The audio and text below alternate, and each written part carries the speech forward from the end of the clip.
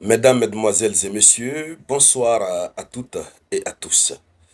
À la une de l'actualité internationale, le monde entier est surpris, ébahi, dépassé de ce que l'Union européenne vient d'adopter comme attitude vis-à-vis du roi des États-Unis d'Amérique, Donald Trump. Le monde est dépassé. L'Union européenne qui a fait la courbette sous l'administration de Trump, qui a pleurniché, qui a demandé pardon, de reporter l'application des tarifs de douane et de laisser une chance à l'Union européenne de pouvoir négocier avec Donald Trump, c'est cette Union européenne qui donne désormais un ultimatum à Donald Trump. Oui, vous avez bien entendu. L'Union européenne donne un ultimatum à Donald Trump. L'Union européenne menace Donald Trump, menace l'Amérique par rapport aux droits de douane. Alors, la situation, ça dépasse. C'est-à-dire, pour qui connaît l'Union européenne, on se demande, mais d'où est-ce que l'Union européenne tire cette intelligence? Alors, allons-y dans les profondeurs. Partagez cette vidéoconférence au maximum, dans tous les groupes possibles. Oui, partagez la vidéoconférence, mettez beaucoup de likes. La présidente de la Commission européenne, qui se sent désormais plus forte que jamais, Ursula von der Leyen. À titre de petit rappel, cette semaine, la motion de censure qui avait été organisée contre Ursula von der Leyen, ils étaient passés au vote. Les détracteurs de von der Leyen ont échoué. Elle revient donc en force, en puissance. Ursula von der Leyen a clairement indiqué que l'Union européenne est prête à prendre des contre-mesures douanières à l'encontre des États-Unis d'Amérique si un accord commercial n'est pas trouvé avant le 1er août. Avant, c'est l'Amérique qui donnait un délai, un ultimatum à l'Union européenne. Mais maintenant, c'est l'Union européenne qui donne un ultimatum aux États-Unis d'Amérique. Vous voyez ce changement, ce revirement? Lorsque l'Union européenne décide de prendre une telle décision, c'est que l'Union européenne compte sur quelque chose. Désolé, l'Union européenne compte sur quelque chose. L'Union européenne sait que cette décision va avoir des implications commerciales. Si eux décident de prendre des contre-mesures contre l'Amérique, ça veut dire que leur alliance est brisée.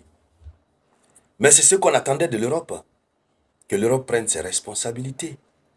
Parce que Donald Trump est là en train de manipuler, de malmener les Européens comme pas possible. Et son ambition ultime, c'est d'affaisser définitivement l'économie européenne pour que eux, seuls les Américains, continuent d'être les plus grandes puissances au monde, que ce soit sur le plan commercial ou que ce soit sur n'importe quel plan. Alors, selon les informations, l'Union européenne donne ce ultimatum du 1er août. Donc c'est une déclaration qui a été rapportée par RIA Novosti. Cette déclaration souligne la fermeté de la position de l'Union européenne et la date butoir fixée pour résoudre les différends commerciaux en cours. Donc, voici une situation qui met en lumière la pression croissante sur les négociations pour éviter une escalade des tensions commerciales transatlantiques. Ce sont des alliés. Mais depuis longtemps, l'Europe a compris que Donald Trump, l'Amérique n'est pas un allié fiable. Ils ont compris. Ils veulent désormais prendre les choses en main. Comme Trump les menace, eux aussi veulent appliquer la réciprocité. Ils ont vu que ça marchait avec la Chine.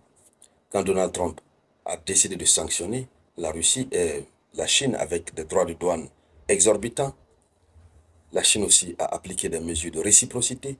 Finalement, on ne sait même plus on est à quel niveau. Donald Trump a dû peut-être abandonner. Mais la Chine continue de bien commercialiser.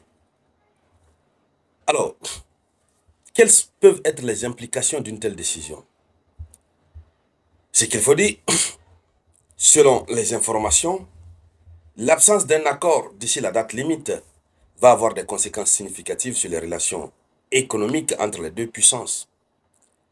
Les contre-mesures de l'Union européenne pourraient prendre diverses formes, telles que l'imposition de tarifs douaniers sur certains produits américains, ce qui impacterait directement les échanges commerciaux et potentiellement les consommateurs des deux côtés de l'Atlantique. Les deux vont être touchés parce qu'ils se sont habitués à vraiment faire des échanges commerciaux entre ces deux pays. Les consommateurs sont habitués à des produits, les consommateurs européens sont habitués à des produits américains, les consommateurs américains sont aussi habitués à des produits européens, vice-versa. Alors, ce qu'il faut dire, la situation a étonné. L'Union européenne a trouvé cette force où? Pour s'opposer à Donald Trump. Sachant que Donald Trump les minimise. Et Donald Trump a une force de frappe qui peut permettre à Trump de faire souffrir l'Union européenne. Mais si l'Union européenne a eu ce courage, il faut dire que ça ne semble pas bon. Bon, finalement, l'Union européenne qui a fait de la Russie comme étant son ennemi, mais Donald Trump qui prend Poutine comme son ami, malgré les déclarations récentes, les déclarations ho-ha, etc., etc., mais les liens se renforcent. États-Unis, Moscou. Et finalement, Paris, Londres et Berlin vont estimer que Donald Trump n'est pas dans leur esprit. Il faut donc faire le œil pour œil, dent pour dent. À mon humble avis, c'est ce chemin-là que l'Union européenne est en train de prendre. Donc, la pression a changé de camp. Si au départ, c'est l'Amérique qui mettait la pression sur l'Union européenne, cette fois-ci, c'est l'Union européenne qui met la pression sur l'Amérique et qui dépose une date butoir. On va voir si le 1er août. En tout cas, c'est un autre scénario qui est en train de se dessiner. Et la guerre commerciale est encore plus pire que la guerre militaire. Oui, c'est pire. Parce que là, ça joue directement sur l'économie des nations. Et vous allez voir, cela va jouer même sur les cotes en bourse. Donc, voici la surprise face à laquelle le monde s'est retrouvé ce 12 juillet 2025. Cette déclaration de l'Union européenne. Alors, mesdames, mesdemoiselles et messieurs, voici la une de l'actualité internationale. Merci donc de la partager au maximum. Et je vous reviens tout à l'heure avec de nouvelles actualités. Et c'était la